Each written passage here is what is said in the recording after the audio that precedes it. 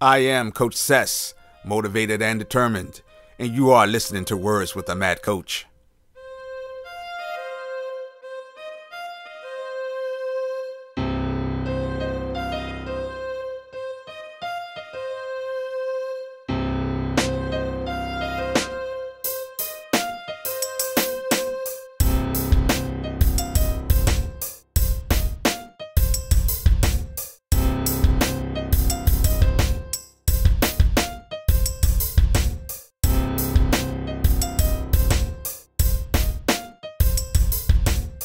What's going on, fight fans, teammates, coaches, trainers?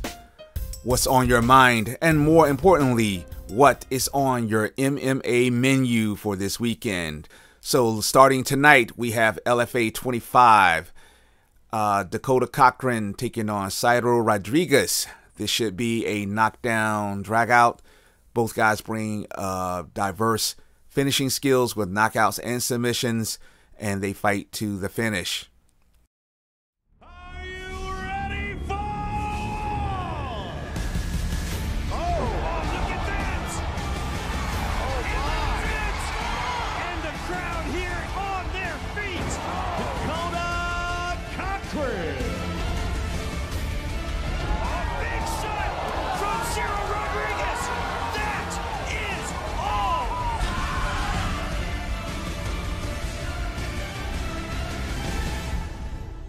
Back on the show, you know who he is. It's Dakota Cochrane, who's going to be taking on Cerrone Rodriguez in the main event of LFA 25 on October 20th. Dakota, what's going on? How are you?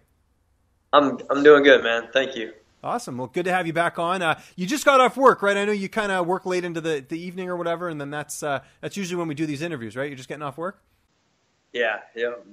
I get off work at 7 and then have about a 45-minute drive home. Excellent. Well, I appreciate you having me part of your after-work routine. And, man, you've been busy this year. We've been talking about this. This is going to be your 5th fight this year. How do you go about not getting burnt out in fights just with the fact that you compete so often?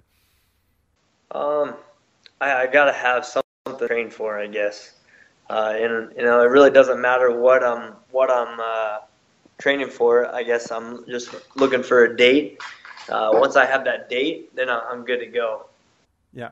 Okay, that definitely makes sense. And let's talk about your last fight. Another impressive win. You get the second-round submission over Maki Pitolo at Victory FC 58. How happy were you with that performance, especially getting another finish? It was a good win. I know he was a game opponent, but pretty much just how I imagined it. It was going to be tough first round, and I thought I'd be able to maybe get a little better hand on him on the second round, but it was another tough round, and then I ended up pulling out the submission into the second. So we also have Bellator. Gegard Mousasi making his Bellator debut after leaving the UFC just recently, and he'll be taking on Alexander Shlemenko. I don't like making predictions that much, especially with guys I like, but Mousasi needs to watch out because Shlemenko does have a bit more power standing up than he does, and Alexander, as of late, has shown some wear and tear.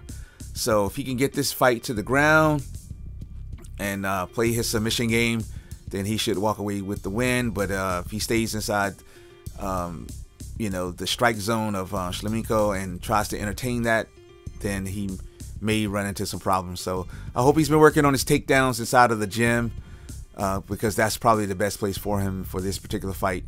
I think that's one of the drawbacks of MMA. Sometimes guys feel like they're obligated to do everything. You don't have to prove anything. Go in there and fight in the area where you can best win the situation. Mousasi versus Shlemenko. A lot of people wondering who Gegard Mousasi would get. Huge free agency signing. He's at 185. He's taking on the former champ Alexander Shlemenko. The key to this fight is no one has gone toe-to-toe with Alexander Shlemenko and been successful. If you stand up with him, you are in big, big trouble. He's not big for a 185-pounder, but he has great accuracy, great confidence. He's versatile, throws a lot of kicks from angles people aren't used to them, loves his spinning techniques. Gegard Mousasi, coming into Bellator, has fought some of the best in the Saturday night, we have UFC Fight Night, Cerrone versus Darren Till. The general consensus is that Cerrone is going to walk away with this one, just because Till doesn't have the pedigree on his fight docket. You know, he just hasn't really fought the guys that are at the same level that Cerrone has fought. You know, Cerrone, if you back up even his losses, Robbie Lawler and Jorge Masvidal, just in 2017, Matt Brown, Rick Story, Killers, Matt Cote, Rafael Dos Anjos, John Medeski, Ben Henderson, Miles Jury, Eddie Alvarez, Jim Miller, Edson Barboza, you know, Evan Dunham, you know, and that's one of my favorites. I just don't know if Till has anything that Cerrone hasn't seen. But he is 15-0. He's undefeated, and he's got a one submission primarily. When he wins is by decision or TKO. So we shall see what he can do to the veteran.